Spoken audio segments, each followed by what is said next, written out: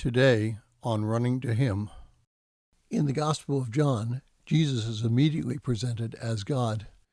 If you are joining us in going through the Gospel of John, today's reading is John 1, verses 1 through 34, and we will concentrate on verses 1 through 5. John 1, 1 through 5 says this: In the beginning was the Word, and the Word was with God, and the Word was God, and He was in the beginning with God. All things came into being through Him, and apart from Him nothing came into being, and that has come into being.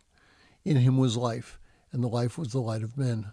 The light shines in the darkness, and the darkness did not comprehend it. Now, the Gospel of John is unique for several reasons. First, the other three Gospels are known as the Synoptic Gospels. Now, this means that they're usually seen together.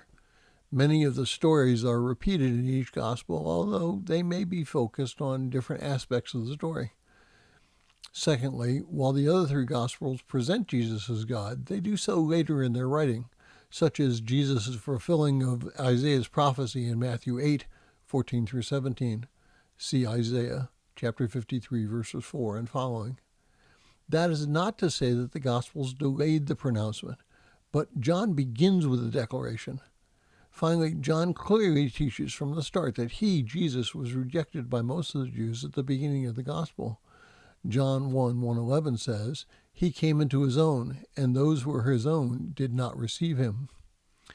The other Gospels present Him as rejected, but focus that rejection on His later ministry.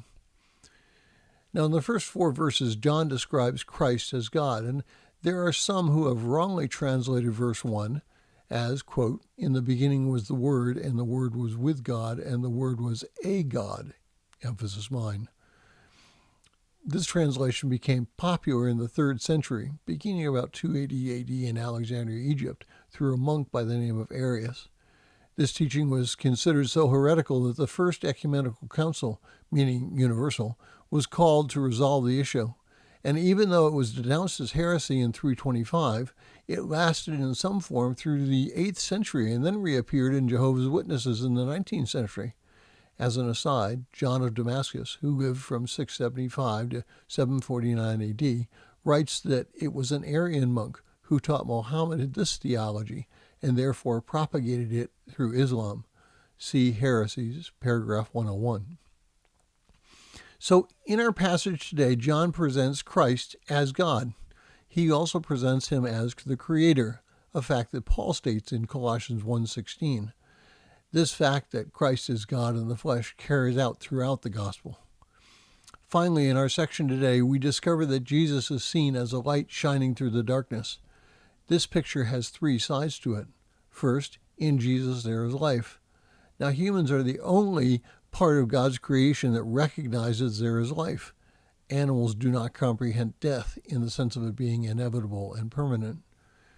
Jesus brings life in the sense of our being able to have an intimate, irreversible relationship with God.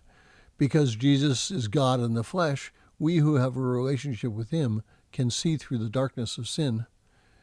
However, John presents the fact that there are those who, even though they can see the light, that they can't comprehend the light.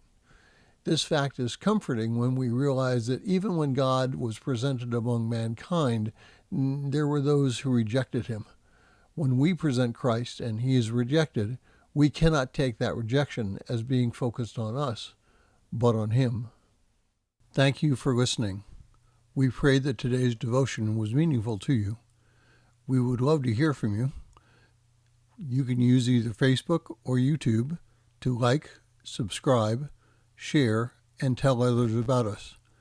If you would like to contact us, you can reach me at phineasjacobus@runningtohim.net.